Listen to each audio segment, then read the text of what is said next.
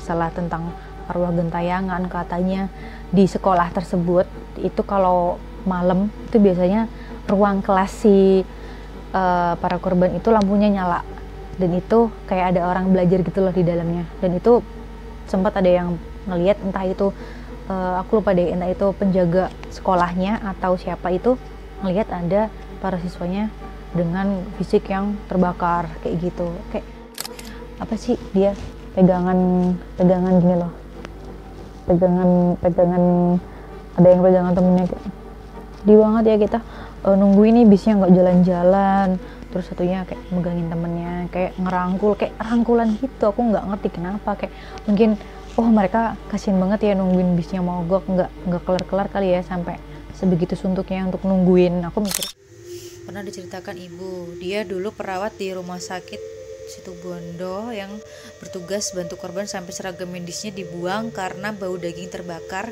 dan bikin dia trauma kalau makan sate.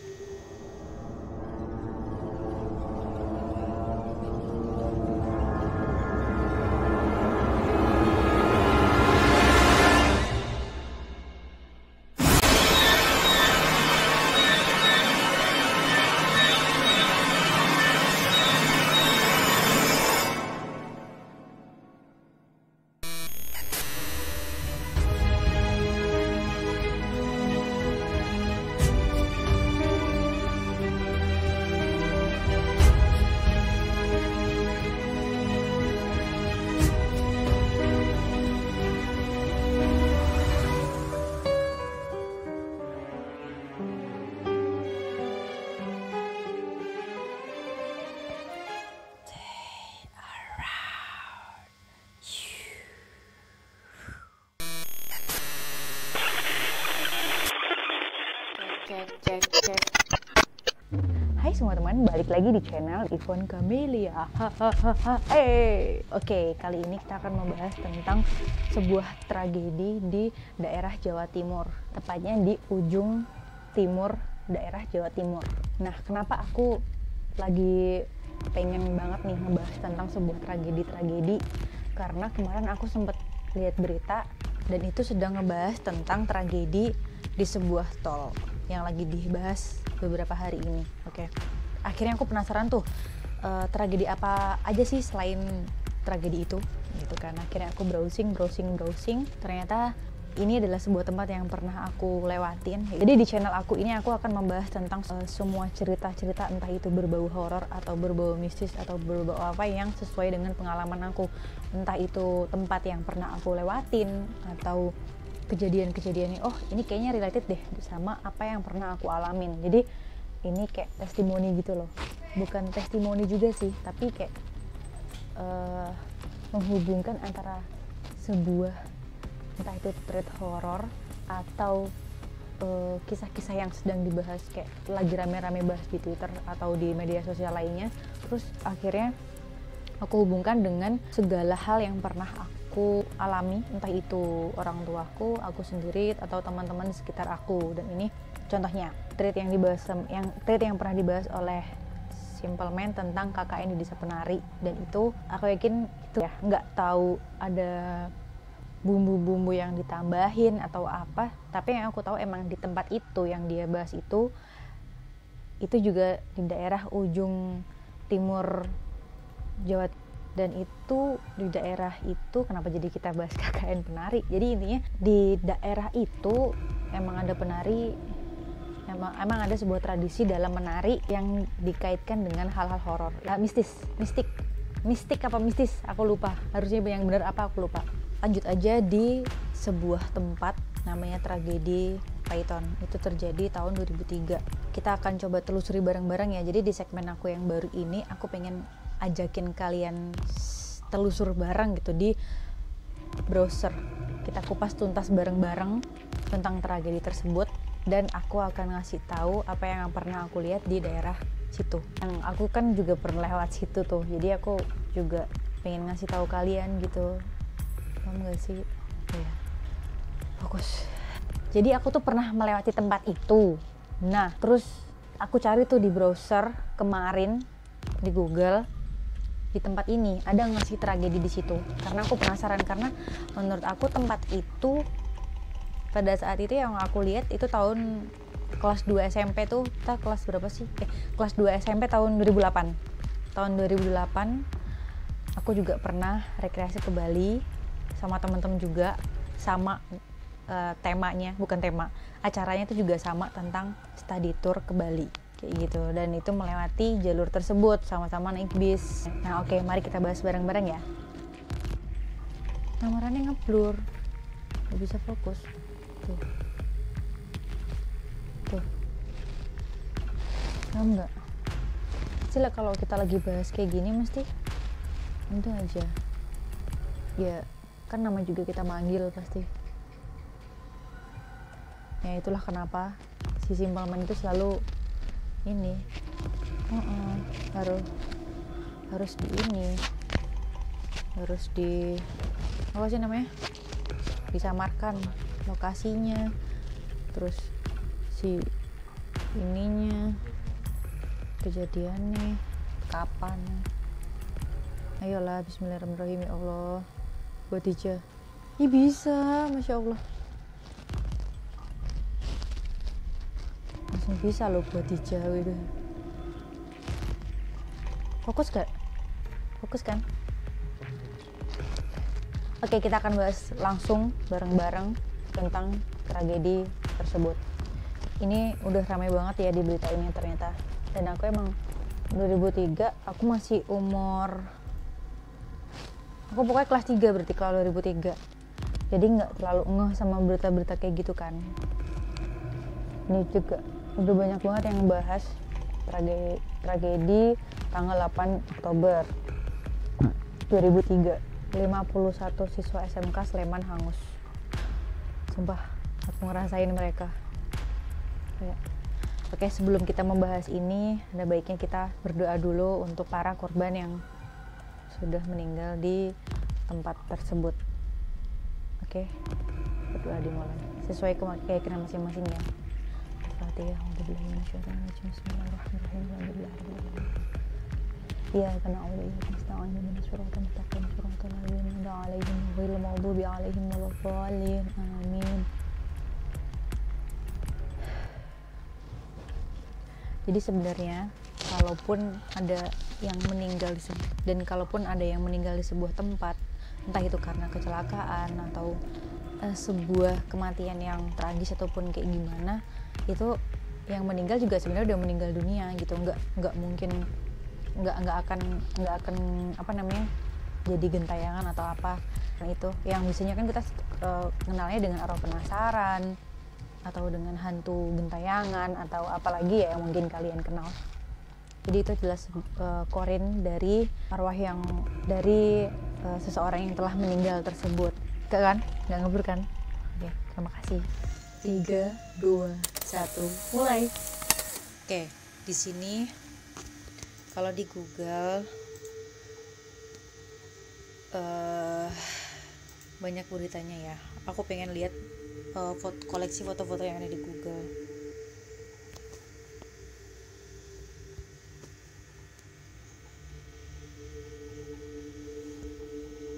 Oke, ini busnya ya. Kalau nggak salah, waktu itu aku lihatnya busnya juga warna putih. Tapi nggak tahu ini kan editan. Ini apa nih? Ini apa nih?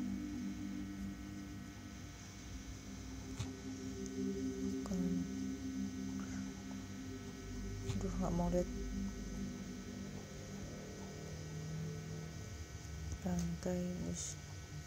Bangkai bus Python.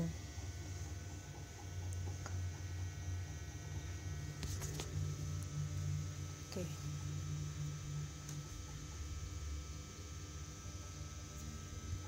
Ini bus saat kebakarannya. Innalillahi wa inna ilaihi rajiun. Tuh, Allahu Akbar. Kalian ngeliat gak sih di sini?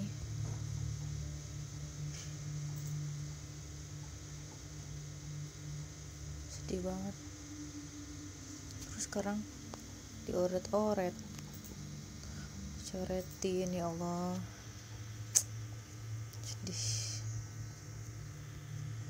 Ini CCTV-nya, nggak tahu ya ini CCTV-nya apa bukan, tapi ya kalau kita cari di Google Image kayak gini.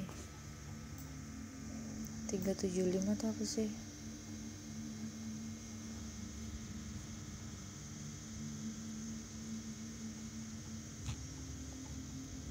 Aku sebenarnya membahas kayak gini tuh apa ya, agak, coba kita lihat. Malam medali emas yang terlalu ke kanan. Kecelakaan bermula ketika bus malam medali emas nomor polisi N7130UA ya. Kita cari aja di YouTube. Di YouTube biasanya kan udah ada banyak yang bahas nih.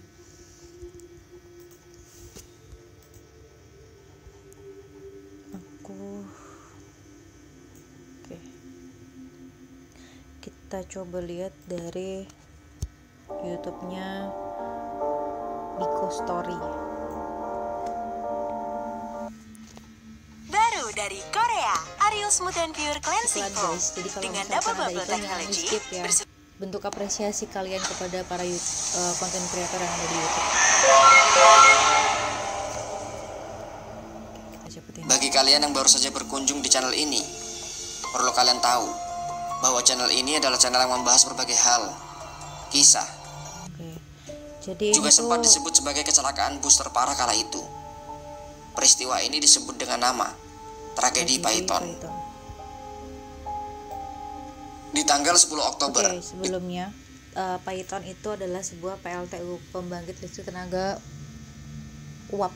Dan itu pas aku lewat di situ, itu tuh kayak bintang-bintang di bawah gitu loh, tapi lampunya kuning. Kayak Hollywood. Kalau aku bukan Hollywood, kayak kalian tahu tumbler, lampu tumbler LED yang ada di Pinterest ataupun pokoknya lampu tumbler, lampu beras itu bentuk itu kayak gitu-gitu tuh, tapi bentuk itu kayak gedung. Bagus banget. Jadi kalau misalkan lewat situ tuh mungkin emang bikin orang apa ya, kayak nggak fokus dengan keindahannya. Entah itu kalau malam tuh emang indah banget kan, cuman kalau misalkan siang aku nggak tahu, karena pas aku berangkat aku lewat situnya siang, tapi kalau pulangnya malam. Nah kayak gitu. Tahun 2003, rombongan bis yang berisi para pelajar saat itu sedang kembali dari Bali. Mereka semua berasal dari SMK Yapenda 1 Sleman dan baru saja melaksanakan sebuah studi tour. Rombongan itu terbagi dalam 3 bis yang semuanya berisi para pelajar dan juga beberapa guru. Para penumpang di masing-masing bis itu berjumlah lebih dari 50 orang. Dan setelah kunjungan terakhir selesai, yaitu mendekati jam 3 sore, mereka pun akhirnya akan kembali pulang ke Yogyakarta. Di sepanjang perjalanan, sebenarnya bis ketiga dari rombongan itu beberapa kali mengalami kendala. 2 kali bis itu mengalami pecah kaca. Serta sempat, pada saat di perjalanan, bis itu tersangkut dengan sebuah kabel listrik. Dan begitu pun pada saat perjalanan pulang. Ketika mereka baru saja sampai di Gilimanuk, bus ketiga kembali mengalami kendala.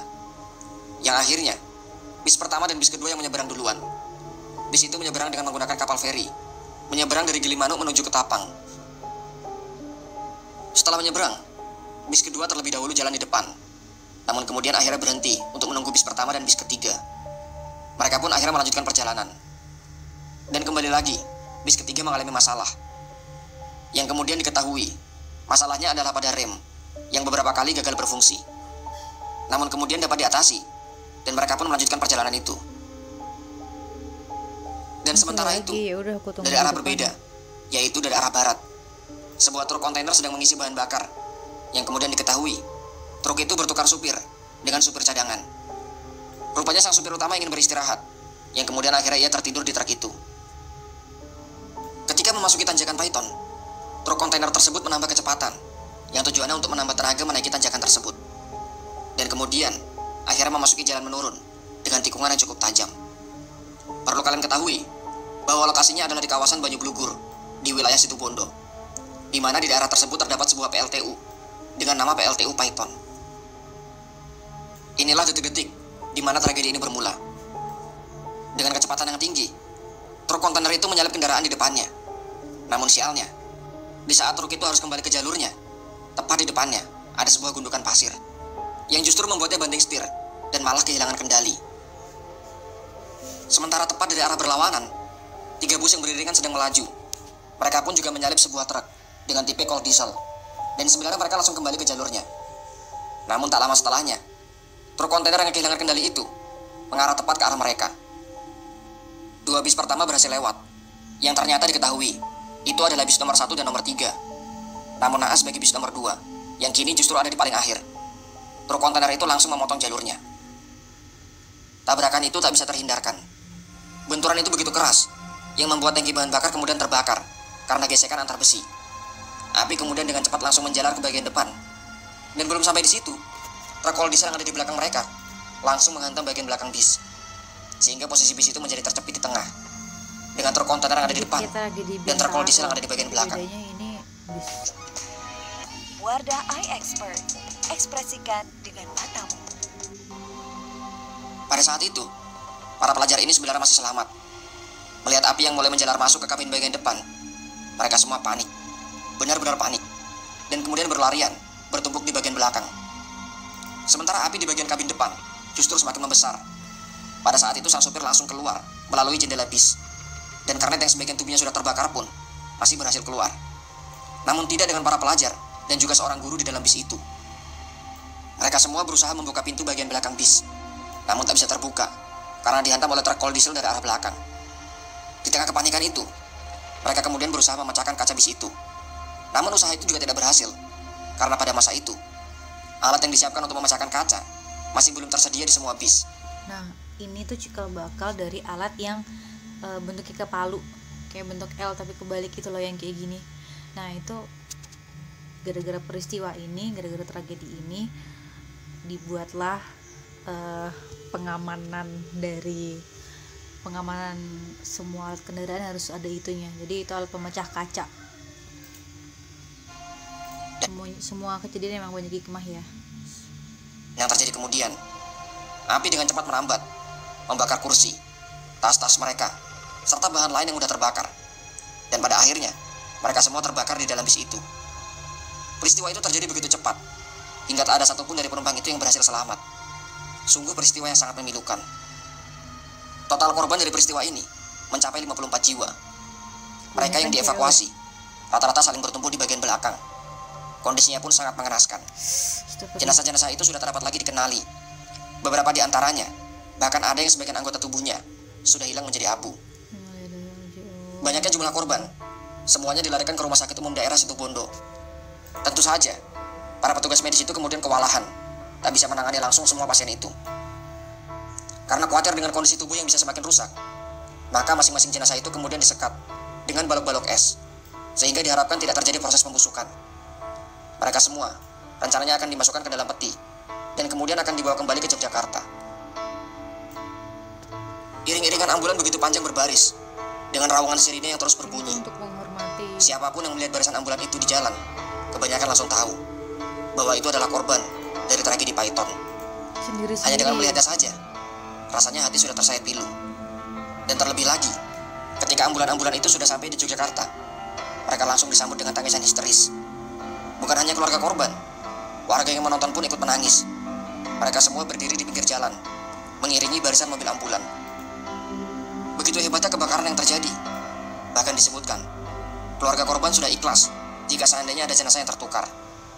Bagaimanapun, sampai di hari Jumat, yaitu tanggal 10 Oktober, masih ada 14 jenazah yang masih belum bisa teridentifikasi. Dan imbas dari peristiwa ini, pemerintah pun akhirnya membuat regulasi agar di masing-masing bis harus disiapkan sebuah alat yang bisa digunakan untuk memecahkan kaca dalam kondisi darurat.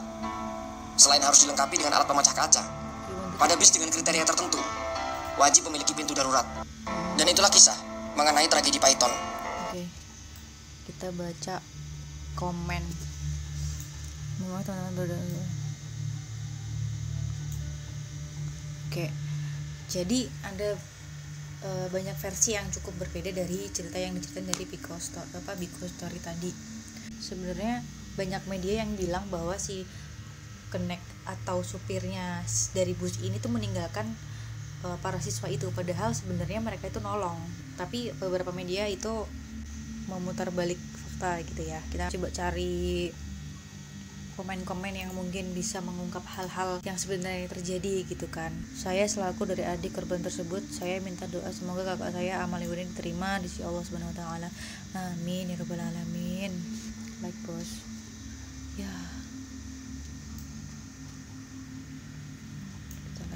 Saya selaku anak kru bus yang meninggal dalam kejadian tersebut, saya minta doanya supaya amal ibadah saya diterima di sisinya. Tak apa kalau di sini memberikan opini jika kru selamat. Kru tidak bertanggung jawab, tapi faktanya berbanding terbalik tuh kan.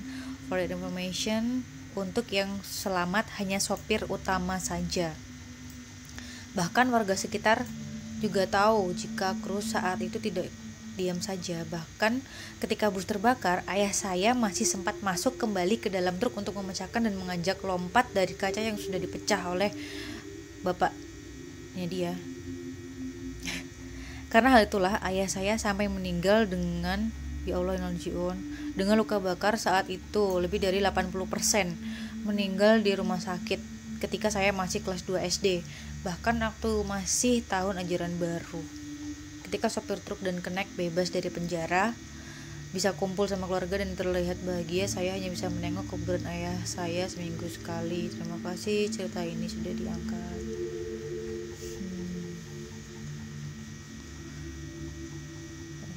Yang kala itu salah rombongan.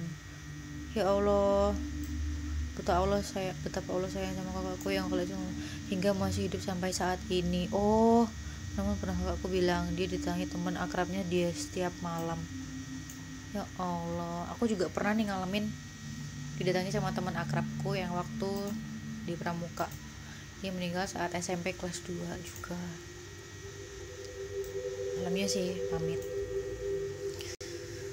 Pernah diceritakan ibu, dia dulu perawat di rumah sakit Situbondo yang bertugas bantu korban sampai seragam medisnya dibuang karena bau daging terbakar dan bikin dia trauma kalau makan sate.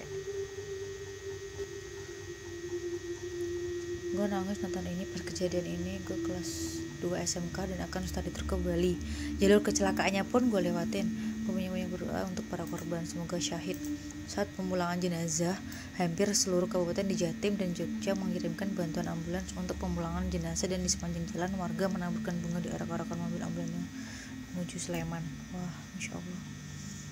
Salah satu korban adalah sahabat bernama Ian. Dia juga tetangga saya di kampung. Semoga amal ibadah sahabat saya diterima. Amin. Mereka naik bus dalam keadaan bahagia, ternyata perginya dalam keadaan sedih. Ingat lagi tragedi ini, sedih. Adik tenang di sana ya, kakak sayang adik. Oh, ini kakaknya. Dan saya di TKP setelah api padam dan mayat masih di dalam bus. Allahu Akbar. Semoga husnul khotimah.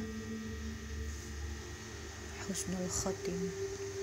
Miris tiap baca komentar kalau ada yang berbagi cerita dan pengalaman, bahkan itu cerita anggota keluarganya yang jadi korban. Ada aja balasan komentar yang ngatain bohong, masa sih ini segala umpatan. Ya udah ya, itu jangan ditiru. Di luar dari benar apa enggaknya, ya kita hargailah pendapat dia. Aku rindu ayahku yang wafat di tragedi Lion Air. Semoga boleh dibahas.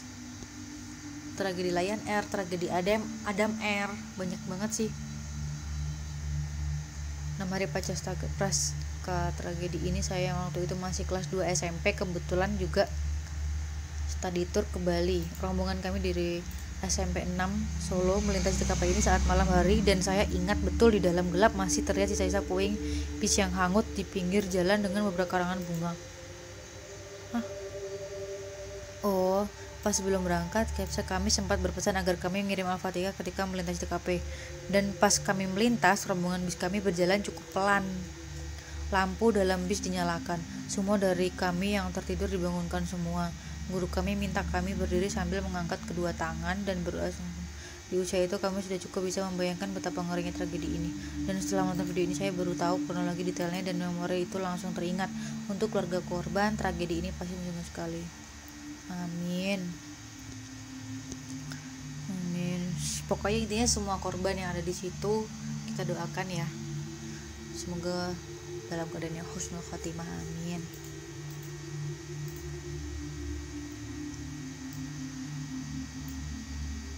Kendala-kendala itu adalah firasat buruk, ya sih benar. Jadi ingat malam tetangga sih, dikenali karena jari-jari giginya gingsul 2. Ya Allah, kalau gigi itu nggak bisa kebakar ya, mungkin karena itu ya kali, kayak susunan gigi itu Allah nunjukin nih kalau misalkan kayak ada peristiwa-peristiwa kayak gitu. Jadi kan salah satu pembuktian kalau di otopsi itu adalah susunan gigi. Sama enggak? Pembuktian pas otopsi pernah diceritain sama gitu pas tadi terkembali juga. Awalnya rame bercanda terus gate-nya open mic, ngomong kalau bercanda nanti lagi aja ya, di skip dulu di daerah situ. Langsung saya sepi apalagi pas malam itu pas OTW ke pelabuhan, tapi view pelabuhannya karena lampunya pas malam hari emang bener banget, itu keren banget sih karena aku suka lampu kelap-kelip gitu loh pas malam.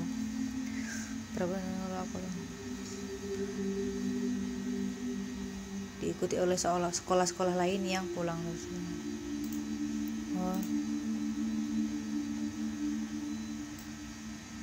Jadi yang tahu kapan, tidak ada yang tahu kapan maut itu datang. Jadi sayangilah orang di sekitar kita selagi masih panjang umur. Ya Allah, amin. Cuma ntar lagi asar guys.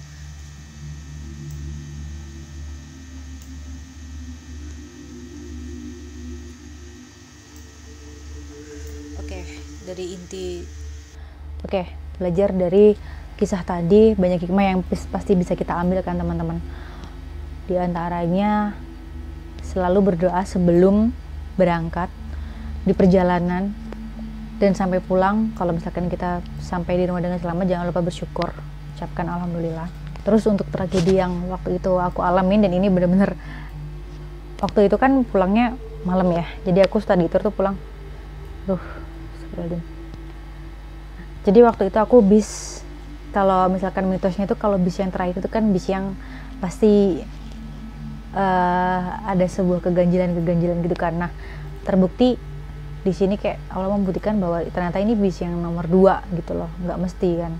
Terus pas apalagi ya mitos-mitos tadi juga yang masalah tentang arwah gentayangan, katanya di sekolah tersebut itu kalau malam itu biasanya ruang kelas si para korban itu lampunya nyala, dan itu kayak ada orang belajar gitu loh di dalamnya. Dan itu sempat ada yang ngelihat, entah itu aku lupa deh, entah itu penjaga sekolahnya atau siapa itu ngelihat ada para siswanya dengan fisik yang terbakar kayak gitu. Kayak pas udah bilang ini tuh iya, kita mungkin bisa berpositif thinking gitu kalau misalkan Korea itu mengingatkan kita untuk ini loh, doain aku minta doain aku terus pada keluarganya kayak gitu. Tapi sayang sekali kalau misalkan ada yang berpikir hantunya gentayangan pasti banyak dosanya atau kayak gimana, nggak tenang lah segala macam. Itu sebenarnya berarti si setan ini berhasil,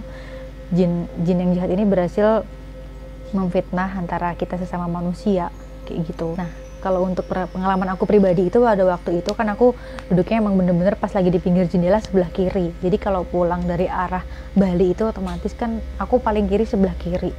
Itu aku ngeliat kayak itu, nggak tahu nih, aku bis keberapa ya waktu itu aku lupa. Pokoknya aku beda kelas nih, kan ada huruf A sampai huruf I ada berapa ya? A, B, C, D, E, F, G, H, I, 9 bus ya. Itu ada 9 bus, ada 10 bus kalau 9 bus di rombongan aku pada saat ke Bali. Dan itu aku di rombongan ke nggak tahu, lupa. Pokoknya namanya juga bis kan karena kelas aku kelas I, jadi rombongan itu paling belakang kan biasanya ya. Tapi aku waktu itu kayaknya di random gitu deh. Dan kalau namanya juga bus di jalan tapi kan salip-salipan kan kayak itu tadi kan. Nah pas waktu malam-malam itu sempat kebangun malam-malam. Ini kejadian ini aku bener-bener nggak tahu. Jadi kayak aku nggak tahu kalau ini tragedi, ada sebuah tragedi sebelum itu gitu loh. Maksudnya aku kan ke situ tahun 2008. Nah terus ternyata ada tragedi tahun 2003, dan itu cukup mengenaskan gitu kan. Jadi aku sama sekali bener-bener nggak tahu sama sekali, tapi aku ngerasa pas saat itu malam-malam nyandar tuh bawa bantal kan, bawa bantal terus ngelihat jendela itu ada kayak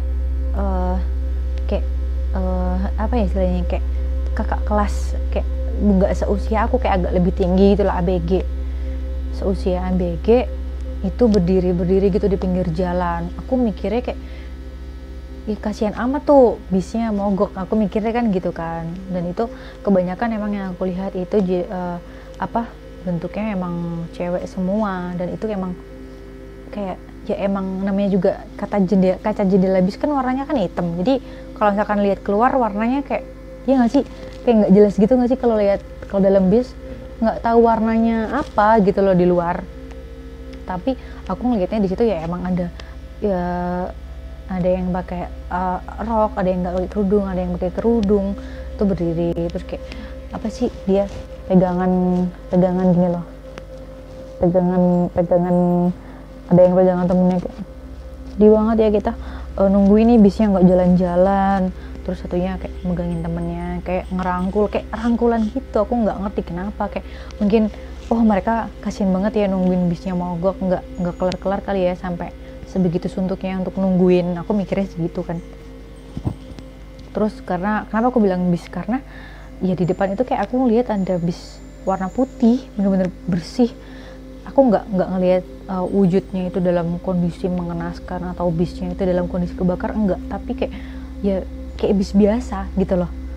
Enggak, ya gimana sih, kayak kondisi bis biasa. Waktu itu aku nggak tahu warnanya apa, cuman ya warnanya cerah waktu di dalam apa sih namanya nih, jendela kaca bis itu. Aku mikirnya gitu aja. Nah terus pas waktu lewat situ kan aku kelas ini, nah kelas E itu nggak tahu nih rombongan keberapa, ada temen aku yang dia duduknya di belakang, paling belakang. Nah kan kalau malam kan udah bertidur semua ya, jadi lewat Python tuh emang malam-malam.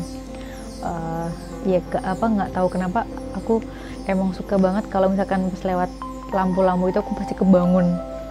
Tapi kalau misalkan siang kan pas berangkatnya siang, jadi aku nggak kelihatan lampu-lampu, tapi kalau malam aku kelihatan banget itu.